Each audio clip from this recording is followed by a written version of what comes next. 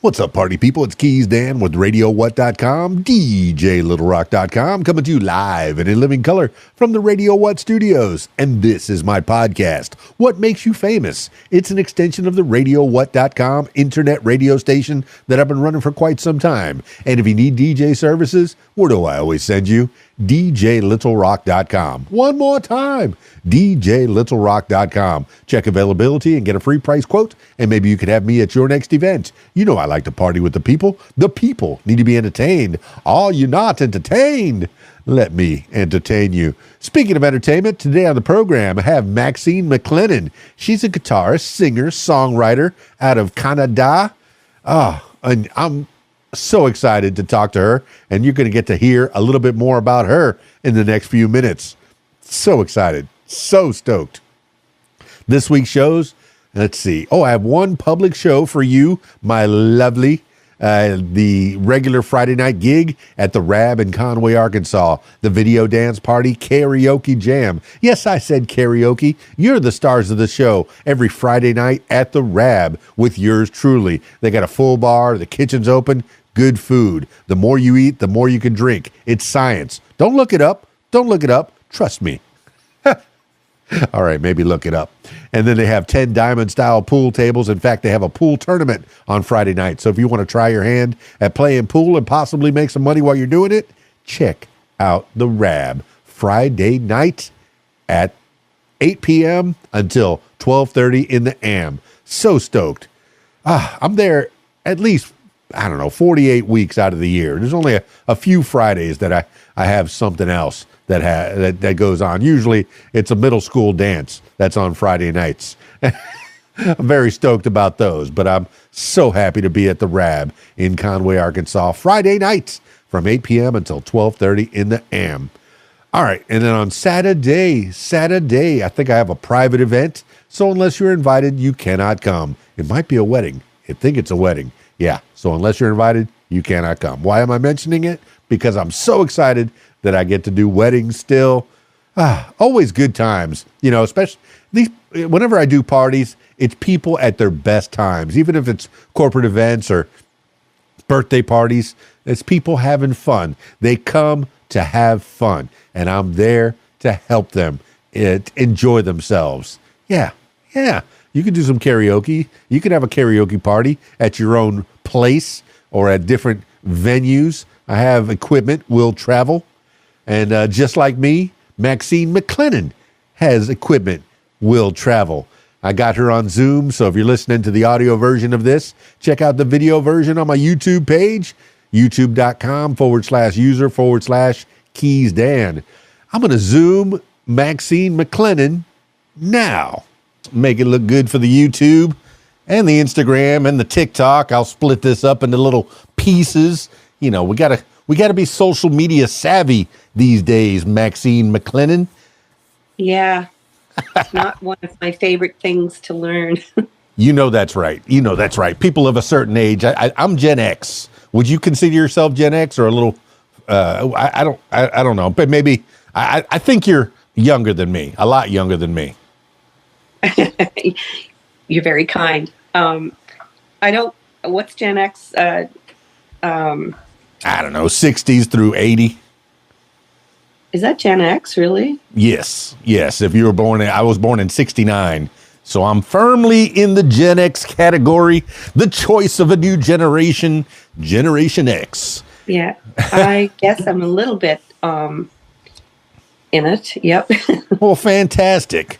Well, but there's so much to talk about with you, but I want you to give the people an idea of who you are. Who is a Maxine Maclennan? Well, I'm a mom. I'm a wife. I drive for a company called Transportation East that we provide a service for people who can't get to appointments and things like that. And, students that can't travel on buses. And, it's a really good service that's very much needed here where I live. And I'm a singer-songwriter, a performer. Well, I want to go back to the day job. I want you to be able to promote that as well, because I want my listener, my loyal listener that's in your area, to know that they have options if they can't get a ride somewhere. I'm guessing this is maybe a non-emergency service. I used to drive an ambulance for a little while. I was a firefighter for some time in my 20s, my reckless youth. So tell me about the service that you provide, and where is it?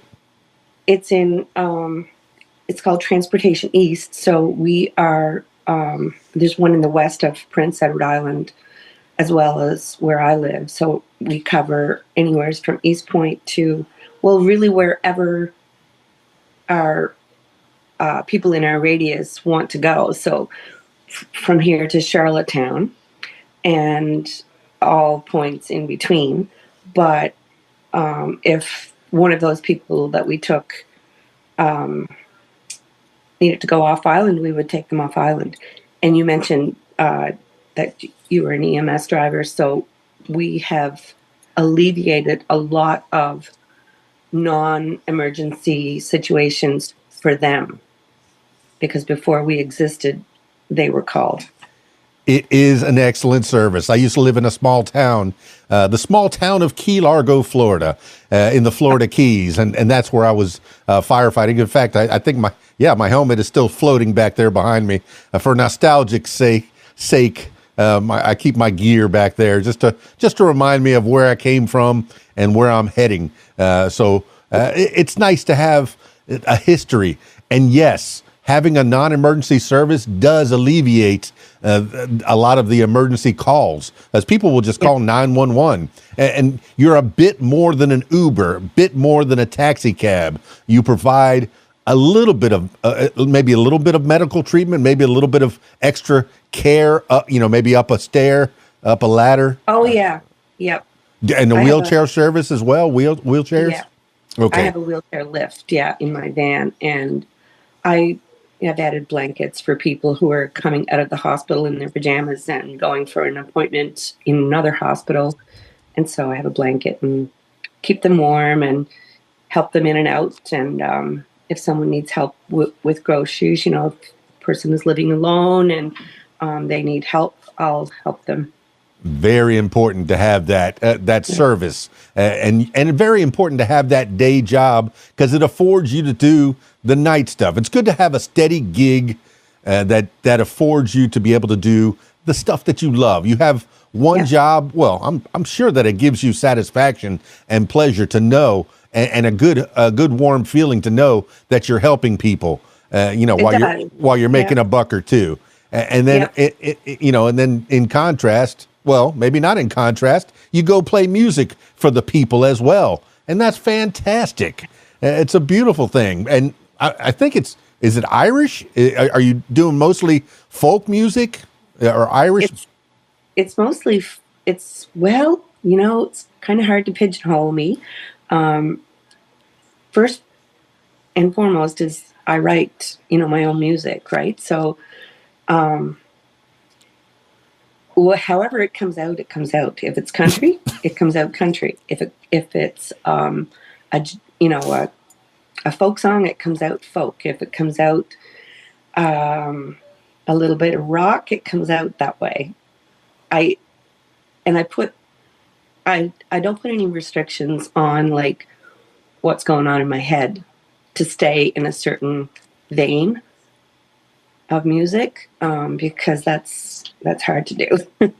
No, I like that. Not limiting yourself. So many artists that have signed on the dotted line and gotten their contracts with the record companies have been put in little tiny boxes. Hey, you had a hit with that song. Why don't you write a song very similar to it, but a little bit different? So maybe we can get some of those hits again. You wrote a song about trains and cars. Let's do one about cars and buses. Let's see. Let's see if that formula works out as well. I think that famously, I guess Taylor Swift, she had signed on the dotted line, and her record company was forcing her to be in the country genre and country only, or we need at least 2 country songs on this next album. Well, I don't have any country songs that I've written. And maybe you don't have one, Maxine Maclennan. Maybe you don't have a country song that you want to put forward this at this time.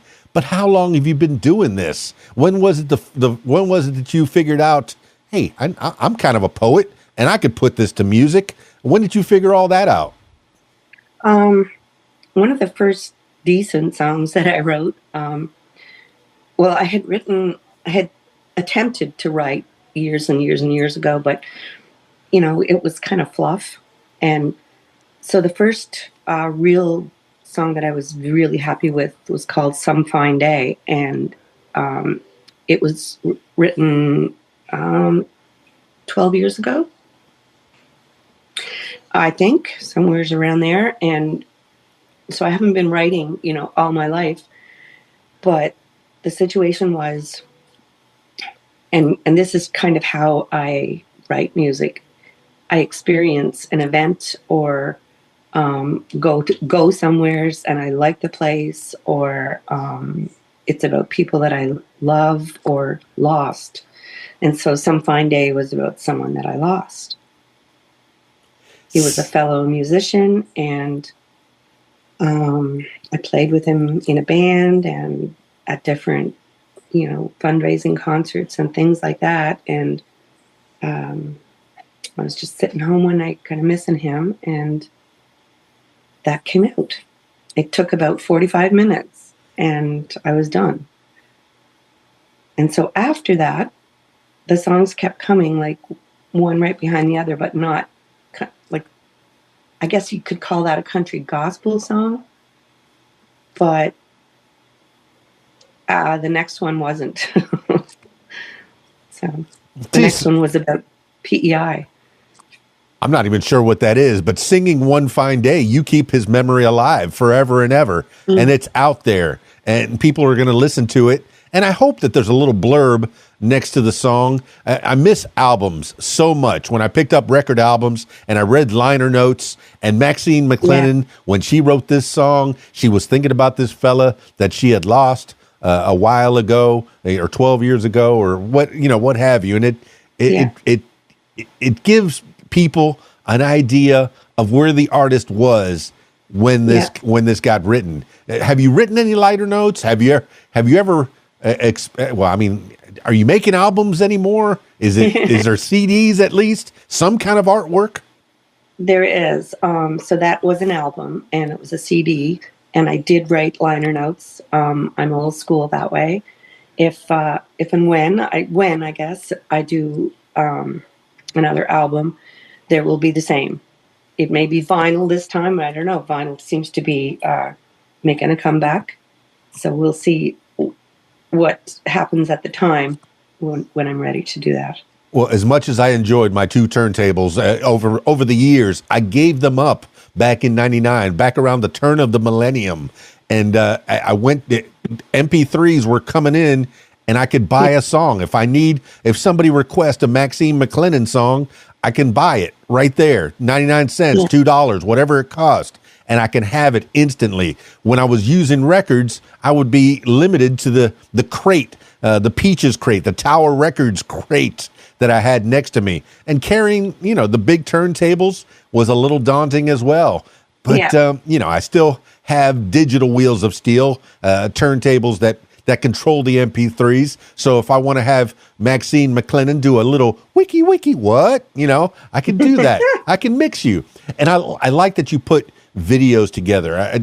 I'd like to see more videos with like Forever Love. I guess that's at least some kind of a video that's there available. Yeah, my friend Clay Maverick did that. He was he tried to make a go of a radio station. He was living in Kentucky, and Clay he's had his fair share of ups and downs, and I got to know him through that and through my when we experienced COVID as a collective world. I was home here without my hubby for 7 weeks. He was stuck working in Alberta and couldn't get back because there was no flights. and restrictions. So I took to getting dressed up every second or third day and putting on makeup, having my hair, as good as it could be by myself, and sitting at my kitchen table, and I would just sing songs. It didn't matter what kind they were, where they came from, or anything. I would just sit there to pass the time. And I met Clay through that format, and we've stayed friends ever since. And so he put that lyric video together for me. And I thank you very much, Clay, if you're out there listening. And what else? And I made a lot of followers and friends through that modem. And I'm still friends with a lot of the people today, like Clay, but numerous more, and they still follow me. And I remember one session alone, there was over 10,000 people on the feed with me. It was pretty neat. So COVID was bad, but it did bring some good things out of it, Well, I like that you're giving credit where credit is due, and I'm so sad that were you completely alone? Do you have pets or children? I had a kitten that we had just gotten a couple of months beforehand. So, and he would jump up on the table because I was literally at my kitchen table, recording live. I was doing it live, and the Gibson would jump up on the table in front of me and get between me and the camera, and I'd have to put him in my bedroom, and then everybody could hear him meowing to get out. It was kind of a shit show once in a while. Whoops. Yeah, I didn't even notice that you that the guitar that you're using. Are you using a Gibson? Did you name the cat after your guitar? Yeah. Oh, that's fantastic. What style guitar are you using primarily? So a songwriter. Songwriter. Okay, I don't think I've ever picked up one of those. They're relatively new. I play very little on the guitars, but I do like I guess I've had an Epiphone, which is the low end, and I've played a Les Paul here and there. But I mean, I'd like to have a big fat boy, I guess a Gretsch or something. But I've had Ibanez and Fender, and I'm fascinated by the people, how they choose their weapons, their axes. Yeah. How did you choose a songwriter? I had a Fender, and I did love it, and it was just a cheap little guitar. But it had a lot of oomph. It was what do they call it? A dreadnought. And my Gibson is a dreadnought cutaway. I love it. It's got a huge sound, but I also am afforded to use a 1962 Gibson Country Classic, I think it's called. Country Western. Has that 62, has it been used all those years? Because some people will find a 62 that's still in the box. But the thing about the guitar is the play, all the oil that gets on those guitars. Yeah. Has it been played all that time? So it belonged to, short story, we camp every summer for the whole summer. And our next door neighbor came over when he said he was a musician and he plays and sings, and he's got a whole bunch of guitars, and so he wanted to meet me, so we became friends with them. And he said, what do you think of this guitar? And I forget which guitar I had. I think it was the Songwriter was the first one I had, and I had to get a new one because all the electronics were not working well in it. So anyway, they replaced it. Gibson is great that way. Wow. So Louis came over, and he said, what do you think of this? And I opened it up, and I was like, oh, it's a 62 Gibson. It's worth probably 10 grand, right? And I still have it here in the house, and that was 9 years ago. He lent it to me. So his friend owned it, and his friend had passed away. So it hadn't been played for about 3 or 4 years, I guess. But Louis played it once in a while, but he knew if he lent it to me that I would play it all the time. It sits in the house here, open, on a guitar stand, and I play it as often as I can. You know, that story is a good story because once we get to a certain point, we want to teach the next generation. We want to give to the next generation. We want to give to people that are going to use those items. I have so much sound equipment, mixers, and I have family members that are interested in doing the things that I do. And I go, well, I have this extra mixing board. Here you go. Have this.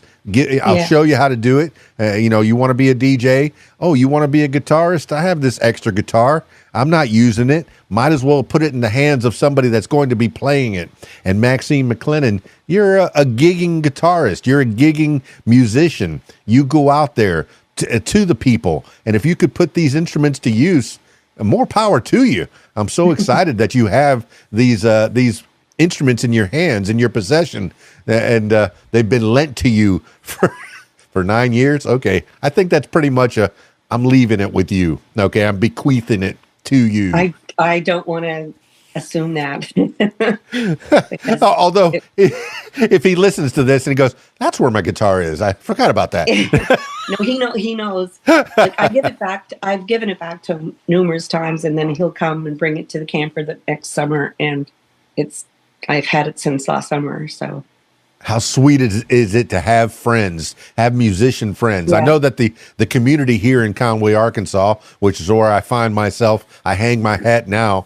The musicians, they meet every Sunday for a jam. They call it the blues jam or the rock jam or whatever. Yeah. I think they just call it a jam. And you'll have musicians from this band playing with musicians from that band. It's such a good thing to have a local base of musicians. Do you have something like that in your neck of the woods? Yeah, well, our neck of the woods is filled with musicians. Here we've got we're over capacity. There's jam sessions in Murray River. There's jam sessions in Central Kings. There's some up east, as we call it. In Charlottetown, there's numerous ones. And there's Kayleys all over the place here. All over the place. What's a Kayley? What's a Kayley? A Kayley is a concert, basically, that people go to. The price to get in is usually $5 or $10, and there's a lunch served, and there's sometimes there's a band. Most of the time there's a house band, and then guests just go and sing with the house band, and 40 minutes or 25 minutes or whatever you're asked of, and sometimes you get paid, sometimes you don't. Now I want to go to a Kaylee. Who invented the Kaylee? Do you have any idea? The Kaylee comes from it's Irish Scottish nature. So oh, I should have put my Irish national kilt in the background. I should have pulled that out of the closet before I started this. I bought that back in 2000 or 99, I guess. Everything seems to happen in 99, but I bought it in 99, and I wear it at least once a year. It's Irish national colors. So, but what is your background? Do you have any of that Irish Scottish in you? I do, yeah, and French and Spanish. Okay, with a name like Maclennan, it's got to be good. But of course, that could be a married name. That is my married name, yeah. I married a Scottish boy. Yes. How sweet is that? So let's go back to the COVID times. Was it 7 months or 7 weeks without the hubby? Weeks. 7 weeks. That had to seem like eons. That was a crazy time, and he was off working, and he couldn't make it back to you. Were you able to at least to use these electronics and call each other every day? Yeah, every day. I don't even know if his plant shut down or not. I can't remember, but yeah, it was. There were long days. I mean, we were told to plan your 1 day a week out, get your mail, get your groceries. If you need to go to the drugstore, go all in the same day, so you didn't expose anyone or be exposed to anyone. It was a very quiet world. Yeah, I guess maybe for 2 months it was like that, and then the people here in this local small town, they decided, COVID might be a myth. I don't know. Let's get out of here. Let's go do something. And we tried to kind of abide by staying away from people, but then I missed hugs and it was tough to abide by all those rules. But I was respectful. If the establishment, had a mask policy, you wear the mask. But thankfully, we're done with that. Now, did that inspire any of the music that you do? You said you've been writing music for only 12 years, but before that, were you playing music? Were you in cover bands? Yeah, I was in cover bands. I started at 11 in my dad's band in a bar on New Year's Eve. How great is that? What was your dad's band? And does he have any records that we could listen to with a little Maxine Maclennan maybe singing in the background or playing her guitar or whatever? I did one CD with Dad before he passed. And he sang on Forever Love with me. So that was for my mom and dad. In the very last line, he sings it in the song. So that is so special. Your dad is living forever. You have given him immortality in this song, and that is wonderful. I remember that for a while in the 90s, there were artists that were trying to grasp onto their parents that have long since passed. Lisa Marie sang with Elvis, and Natalie Cole sang with Nat King Cole. Yeah. There might have been a few others that they were doing duets with their long since passed parents, and I thought that was an interesting, maybe a little bit eerie way to keep them alive, to keep their memory alive. But some people, I guess, I don't know. What did you think of all that? It was nice. It was nice, but it wasn't really what happened. I got it. It wasn't, like Lisa Marie did not really sing with her dad. So, it's nice that it could have happened, I guess. And in what it would have been like, we got to hear that, right? But it wasn't really what happened. Like, that was a put together, technologically induced event.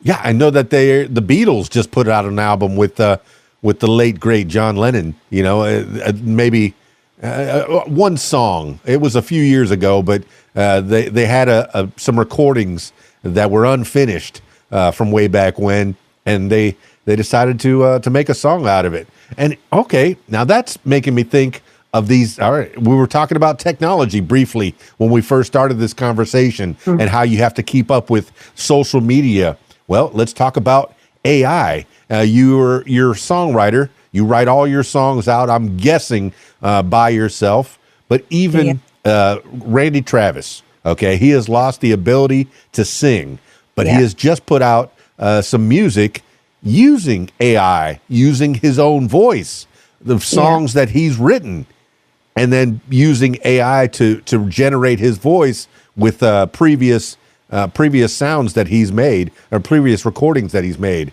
What do you think about AI and the future of creativity? That worries me. Lou Reed's wife, I can't remember, was it Faith? Oh, I can't remember. Is it Patti Smythe? No, it might have been Patti Smythe. Who's Lou Reed's wife? Okay. You'll have to Google it. I have to Google it. In the middle of Patti Smith? Oh, I'm thinking Connie Smith. Was it Patti Smith? Okay, I think it was. It might have been. Oh, no, Laurie Anderson. Okay. Anderson. She is now, wait, is that right? Yeah, Laurie Anderson. She is now making music using AI, and she's embracing it as well. Trying to, I don't know if she's making music with Lou Reed's things, but I dabble in Chat GPT, and I dabble in asking it to help me write things. Maybe I'm making a video about a certain subject, or I want to learn more about a certain subject. It's kind of becoming the new Google, and I wonder how people are going to be using it from now on, writing books. There was a time, not too long ago, when ChatGPT first came out, Amazon had to limit people to self-publishing 5 books a day, so just 5 books a day, because they were writing these AI-created books. And I know that's not the way to go. But if there's a subject you don't know about and you want to learn more about, you Google it, and Google's using AI, and the phone is using AI, and they're all enhancing, trying to look over the internet. Eventually, everybody's going to know everything about everything in the blink of an eye, with the chip that gets embedded in your head. But I'm going in weird ways, because these are things that are on my mind with creative people such as yourself. How is that going to affect you? It's not going to affect me, because I'll continue to write out of here, out of my head. But it concerns me about, like, what about, we'll just say, like, somebody gets lazy, a really big songwriter, and they're thinking, well, I don't have to do that, struggle anymore. So I'll just go to ChatGPT. Who gets the credits there? Like, the royalties and the copyright, and, like, what is all that about? Yeah, you call it that person asked the question, he got the answer, he writes it down on a piece of paper, puts it to music, puts it to a movie, puts it in a book, and it calls it his own, I guess, calls it her own. Wow. That's cheating. It seems like it. It seems like it. But technology has always been advancing over the years. And you and I have grown up when there was only a certain technology. We had phones and televisions with only 3 channels, and phones that you had to have wired to the walls, and you had to, maybe you had to click, click, click, click, click, click, use a dial. Or you were fancy and you had push buttons on your phone.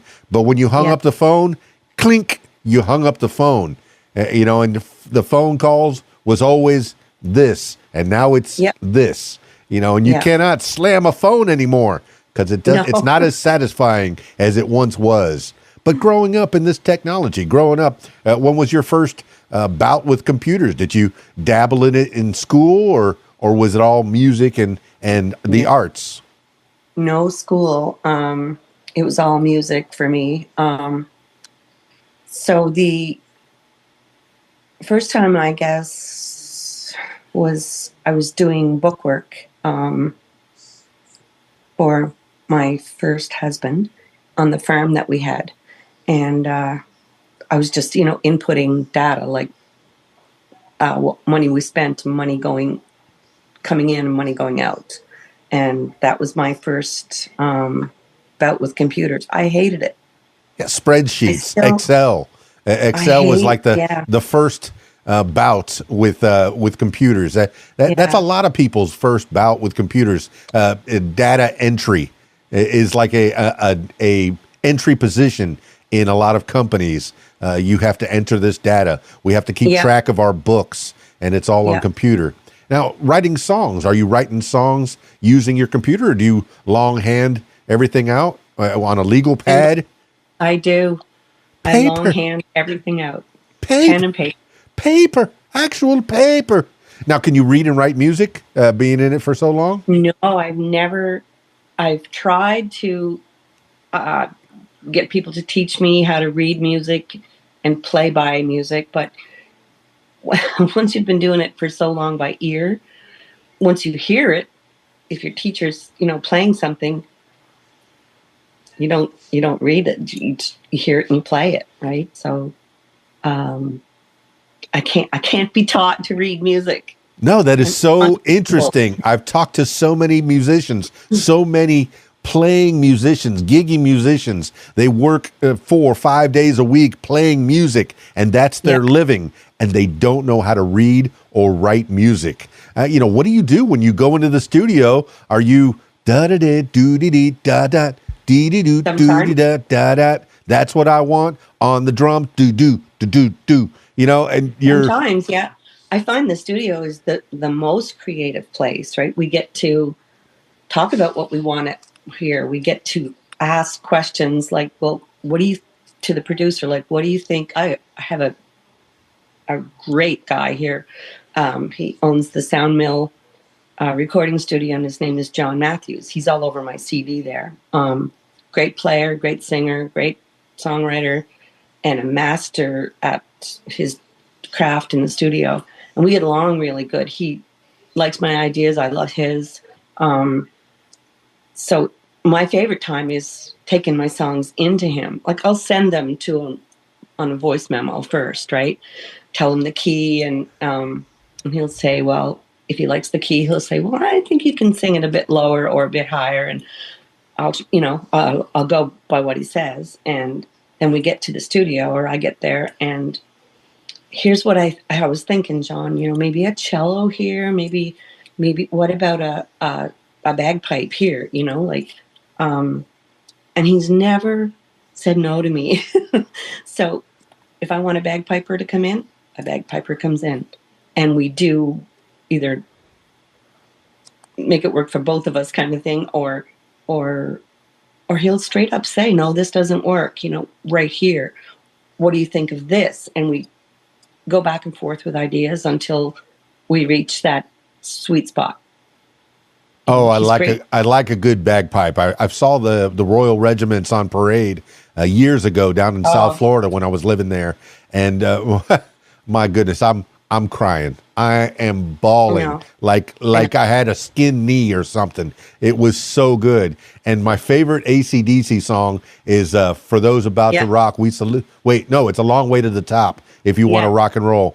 The bagpipes, and then In a Big Country by Big Country, the bagpipes. If you can make them work, oh my gosh, what an instrument! I've always wanted to pick up at least a reed and try to play it myself. Have you ever had the inkling to play a pipe? No. Don't want to be a paper. No. No, I don't want to. I mean, I've tried numerous different things. Like I have a bass guitar here, and I love trying to learn how to play it. I'm nowhere's proficient on it yet, but it's fun. I play Boran. What is that? That's the Celtic drum. The Irish drum. I know there's a couple, there's like some twins that I follow. They play with the harp. There's like twin sisters that play harp, and there's twin brothers that play these drums. And when they get together, oh my goodness, what a sound, the power that comes out of that. And you play a little bit of that? Yeah, I play. That's, somebody asked me to play with the fiddle and guitar, and he said, here, play this. And I was like, I looked at it and I was like, I don't know how to play this. He passed me the tipper and he said, well, he just showed me. He said, just make it go up and down. Okay. So I sat there and I played it, and I love it.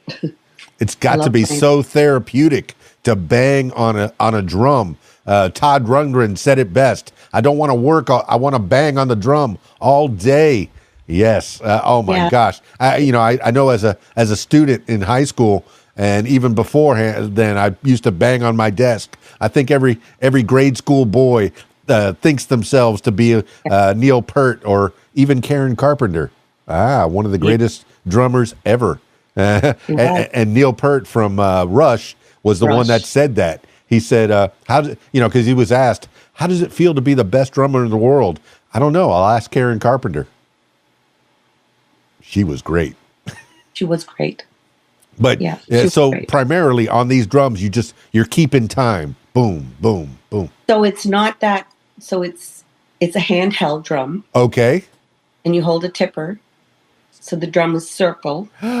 Okay. And it sits on your lap between your left arm and your side. I keep it out further a little bit more because I have mine built-in mic in mine, and I've learned how to get the full kit drum sound out of it, like, you know, Fancy. Fantastic. the run up and the run down, and yeah, it's for fiddle and guitar, like it's so fun to play.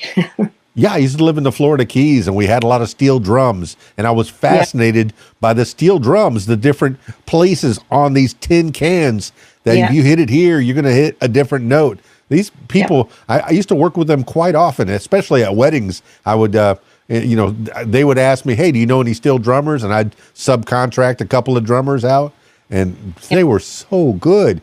It's just, it amazes me. I play the tiniest bit of guitar, and I have a ukulele. I have to say ukulele because I've talked to too many people from Hawaii. And yes, I have to say Hawaii because I've talked to too many people from Hawaii that have corrected me over the years. So I have an ukulele back there, and I have a harmonica up there, and I don't have a lot of, there's a full piano out there. Can't play a lick on any of them, but I'm impressed by watching you on your videos, and hopefully one day live in person. If you ever get close here, or I ever get close to you, I could see a Maxine Maclennan live in concert. Now, what are they going to get if they go see Maxine Maclennan? Are they going to get a full band, or do you do solo work as well? I mean, what kind of gigging are you doing? So I play with, we have a duo called Mick Stewart. So it's my first name and his last. And we do a bit of everything, like soft rock, Celtic, original, and some folk. And then we play, him and I, with another gal, Courtney Hogan Chandler. She's a fiddler. She's a crackerjack fiddler. And we're called the Irish Scots. I like it. I like it so much. Do you have regular gigs around town? No, we don't. Oh, Norman and I do. And Courtney has some, and we do have some in the summer as a trio. But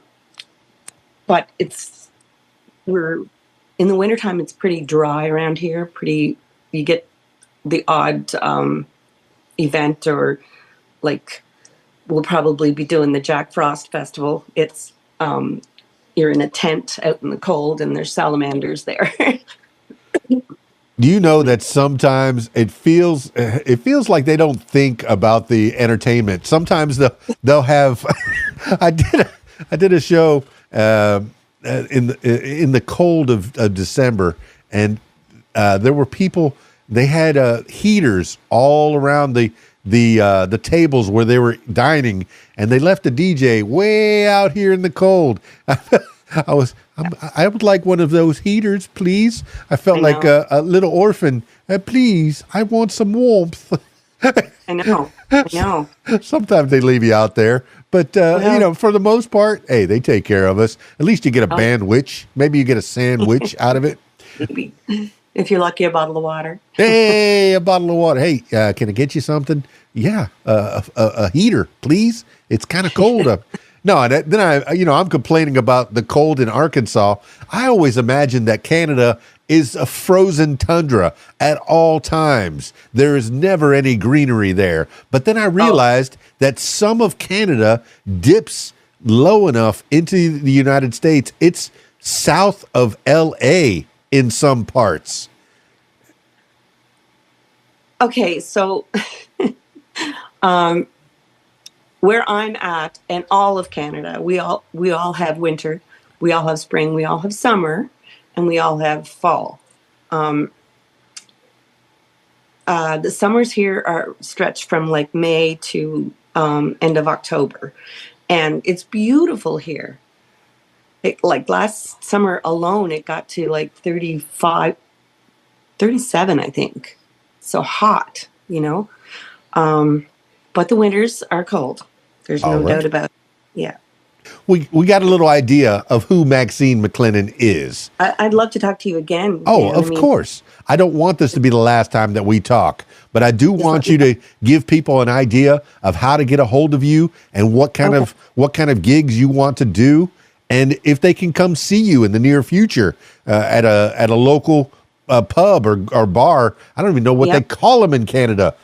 They call them the same things you guys do: pubs, bars, open air concerts, Kaylee's. Don't forget the Kaylee's. Cannot forget the Kaylee's. I need to look into that even more. What is a Kaylee? All right, so go ahead. It's spelled Ceilidh. Thank you for that, because I was way off in my head. Yeah. So, well, you can find me on Facebook. Okay. I do a little bit of Instagram. I'm not great at it. Tara's trying to help me with that. Are you related? You're not related to Tara, are you? I'm not. The fine people at Big Records have they got a hold of me a few years ago, and I've been so much better for it, because I like to learn from the fine musicians that play through there. And from what I can see, they really do appreciate, I'm not even sure what the money exchange is, but I know that whatever they're charging is well worth it, because they're pushing their artists so much. And if she's helping you with social media, that is a step in the right direction anyway. If I didn't have to hit the Facebook or the Instagram or the YouTube, which I'm going to have to do as soon as we get off of here, so I can put this out to the world, Maxine Maclennan. But I want you to give shout outs to people that have helped you along the way, especially that hubby, that very patient hubby that's sitting there. Does he play music as well, or does he leave that all to you? He loves music. I think that's why we kind of gravitated towards each other. That, and he was just a very fine kisser. Ah, that's beautiful. The world needs love. What's that? Good and Gone is a song that I wrote for him. I love that. And the next time that we talk, I do want to talk more about your experiences and how they combine, because yes, you need experiences. You cannot sit at a computer all day long playing video games unless that's what you're going to write about, unless that's what's going to float your boat. You need to go out into the world and experience things so you can have some fodder to put down, on your legal pad, longhand, no computers. Yep.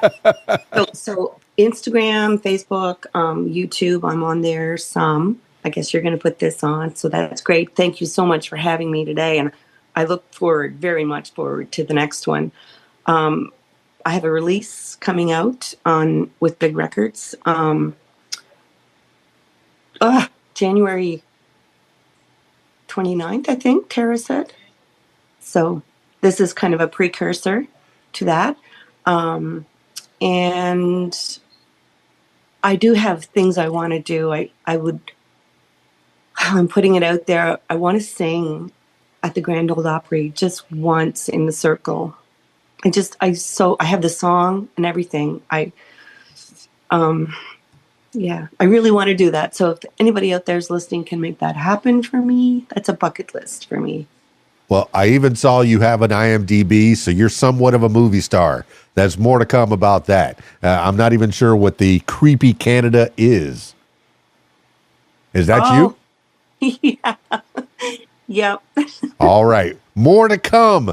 I always finish these things off with last words for the people. I don't want this to be the last time that we talk. Whenever you want to come back, I want you to be able to come back, promote whatever. As soon as that record comes out, I want to hear more about it. But I always give you the last words for the people. This could be words to live by, something you heard a long time ago, maybe a mantra you wake up with every morning, or whatever pops into your head. Maxine Maclennan, give the last words for the people.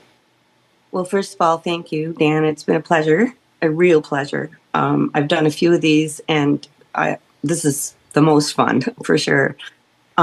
So words that I live by is I try to treat people every day the way that I would like to be treated. And I think today in this world that we're living in is what a difference that would make if everybody did that. Well, there you have it, party people. Maxine Maclennan. What a nice lady. What a talented lady. She's been doing it for a long time, playing with her dad in a bar at the wee age of 11. Did I get that right? Oh, my goodness. And she's been honing that craft ever since. Just amazing. Amazing. Just the few videos that I've seen and the audio that's on the links that are down below there, Spotify, and I think there's Apple.